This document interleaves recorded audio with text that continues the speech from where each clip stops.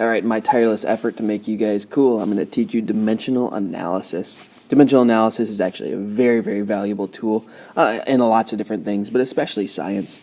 So it's kind of awkward at first, but once you get the hang of it, you're going to see that it's really simple, and it makes solving lots of things actually in life a lot easier. It's a very useful form of math.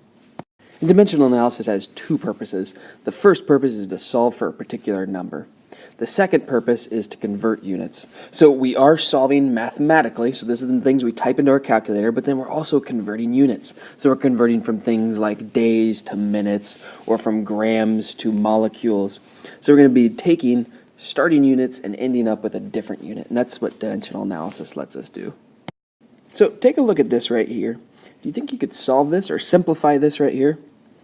Yeah, if you paid attention in your math class, you would know that things that are on the top cancel out things that are on the bottom and vice versa. So for example, we've got p here and p on the bottom. So p divided by p is going to cancel out, so those two cancel. We've also got b divided by b, so those two are going to cancel. Nothing to cancel out y, and so what we're left with then is only y, and so that means the answer to this would be y. So if you can remember that, you can do dimensional analysis. Whatever's on top cancels out whatever is on bottom, as long as they match. All right, here's a list of facts. Nothing too shocking here. The way they're worded, there's 24 hours per day, 12 inches in a foot, 4 legs on a chair, 1 beak per chicken, 2 eyes per chicken. The key word in all of these is like the per and the on and the in. All of those signify that for every one of something or for every certain amount of something, there's a certain amount of something else. So in one day, there is 24 hours.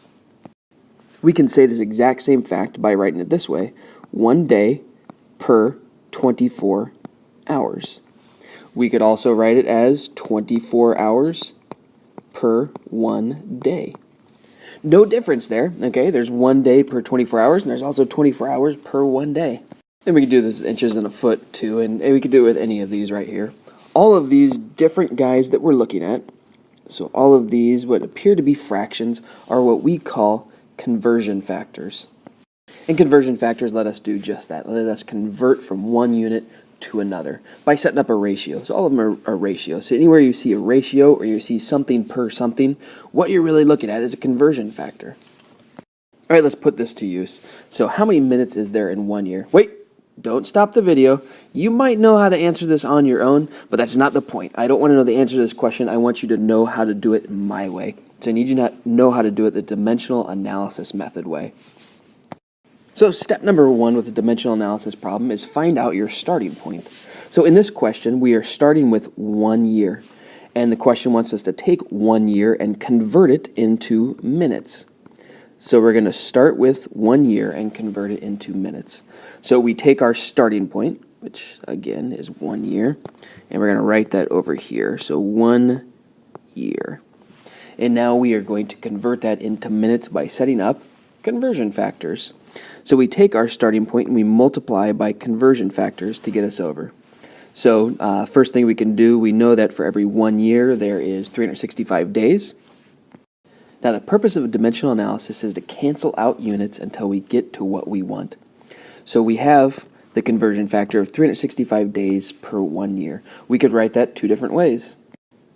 So we can write this conversion factor two different ways: 365 days per 1 year, or 1 year per 365 days. Both mean the same thing, but only one of them is going to be useful in this conversion right here. So remember, the purpose of dimensional analysis is to get units to cancel out. So if we use this one right here, it's got days on the bottom, which means we'd put days on the bottom right there.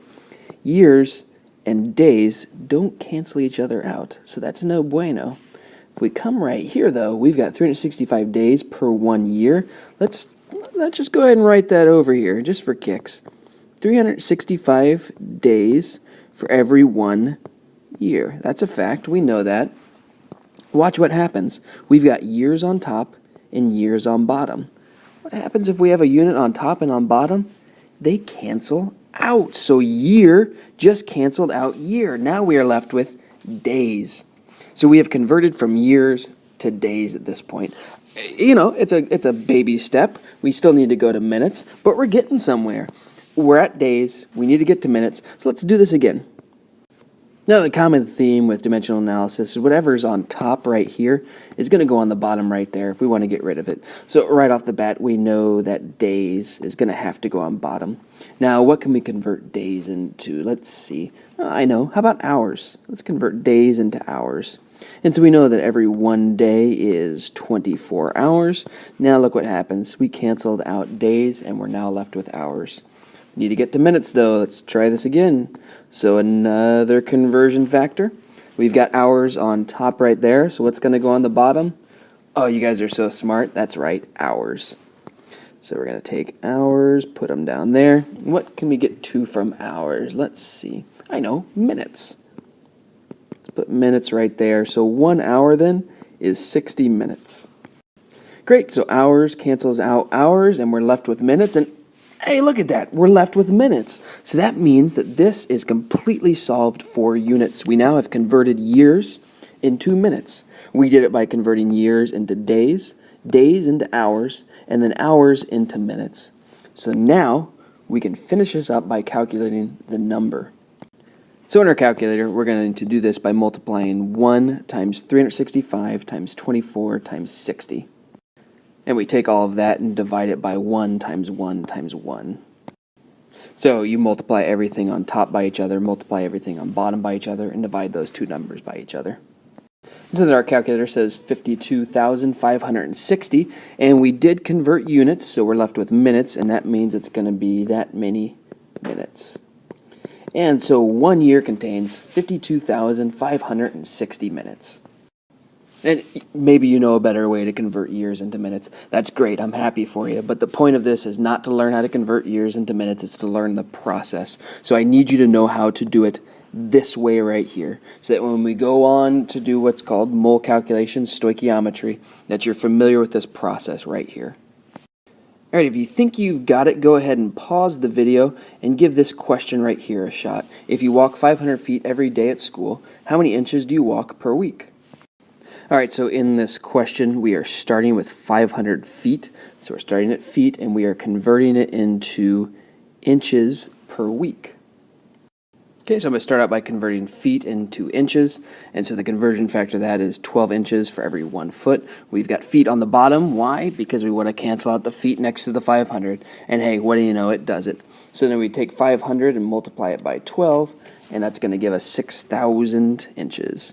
So you would walk 6,000 inches, but that's only in 1 day. This is talking about per week.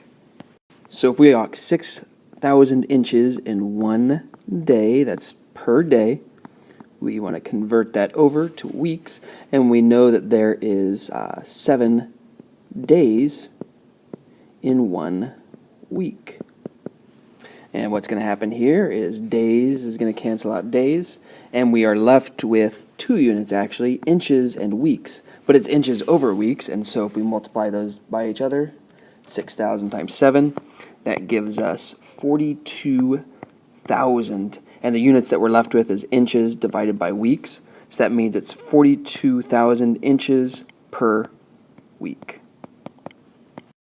So that's it. That's dimensional analysis. If you can figure out what your starting point is and figure out what your ending point is, the whole purpose in between is just to cancel out units. And you do it by taking whatever's on top and putting it on bottom so they cancel out. And you keep doing that until you wind up with the units you want.